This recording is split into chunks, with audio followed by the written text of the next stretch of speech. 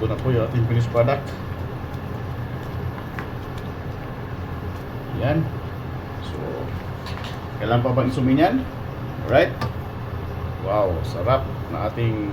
What's up guys? And for today's vlog, magsasabaw naman tayo ng isdang matambaka with hipon. So yan guys, prepare muna natin itong ating mga sangkap sa pagsasabaw. Let's go!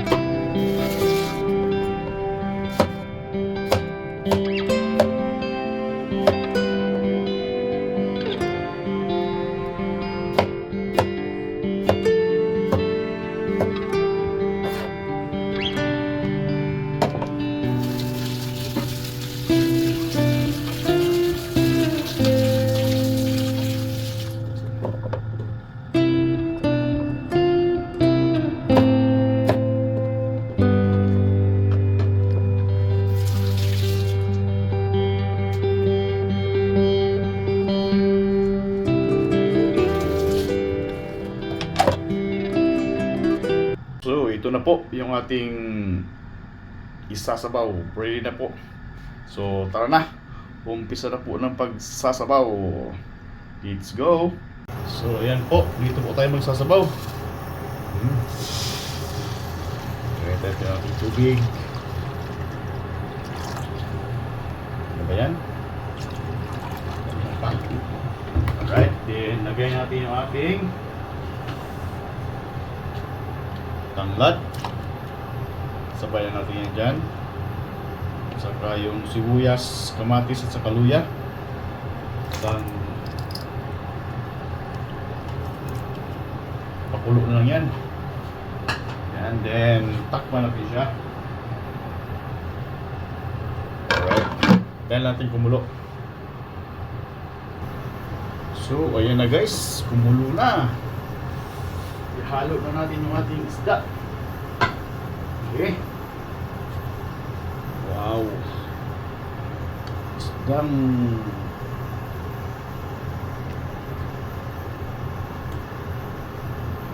matambaka ang tawag sa amin ito. Matambaka. So isda lang muna yung halo natin guys. So maya na yung hipon kasi yung hipon madali naman maluto yon. Ito muna yung isda. So isang kulo lang ito. Mga 2 minutes ang kumulo. Saka natin ihalo yung isda. Ayan, yung hipon. At saka gulay. Yung hipon at saka gulay, pwede natin pagsabayan. Yan, so isang kulo lang yan. So ayan guys, kumulo na. At this point guys, maglalagay na tayo ng asin.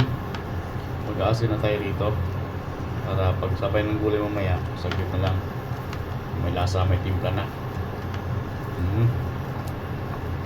Yan. Mga bula-bula. Yan. So tapos lagay natin yung ating hipon. Hipon at saka yung sitaw. Pwede natin sabayin. Ayan.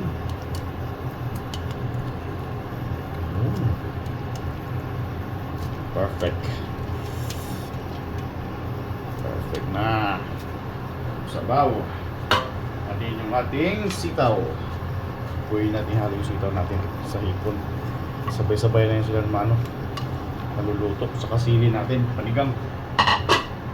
Okay. Ayan no. Makulay na yung ating sabaw guys. Makulay na. So yun. Wala lang natin. Okay. Hintayin lang natin itong kumulo. Pag kulo nito, saglit na lang yan. Halo natin yung ibang gulay. Yung pichay. Alright, takpan na. Wow. So ayan, kumulo na. Bango. Grabe naman to guys, oh. Bango. Yan, oh.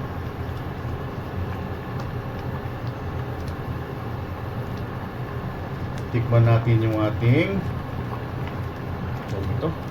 Taba ng hipon kasi nagkaano, yung sabaw nyo, nagkaganito yung kulay dahil sa hipon.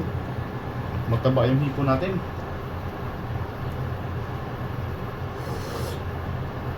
Wow. Kunting alat pa. Kunting alat. Yan.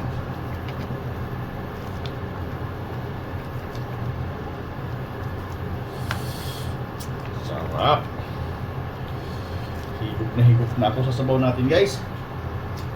Then ihalo natin yung isang gulay, yung ano ng pichay, yung puno niya, yung stem niya, yung dahon mamaya na lang, mamaya pagka. So kasi madaling maluto yung dahon eh. So ito parang gusto kong ano yung sili. Wala pang kagat ng sili, kunti lang yung kagat ng sili. Taste natin kung may kagat pang sili.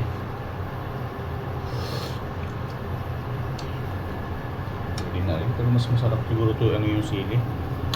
Cut natin itong sili para may unghang. Kagat ang hang.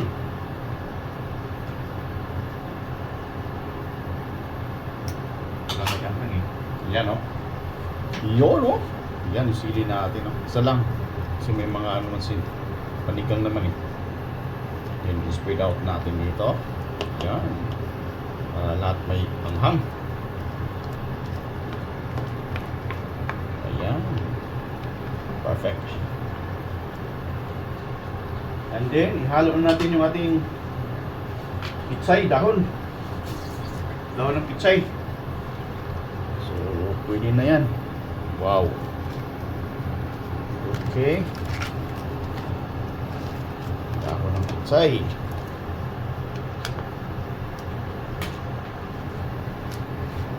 Perfect. Ito muna na yung ano natin, hipon. Okay. So yung iba, lagay natin dito para maganda tingnan. Okay.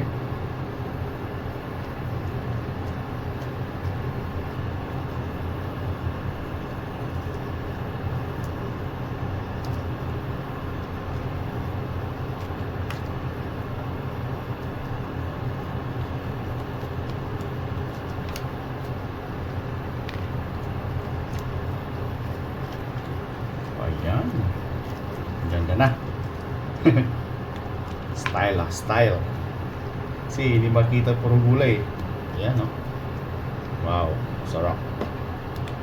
Sarap na yan. Then takpan na natin saglit guys.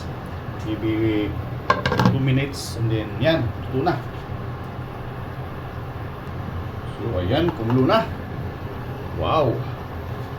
Pwede natin lagay nito yung ating ano? Spring onion.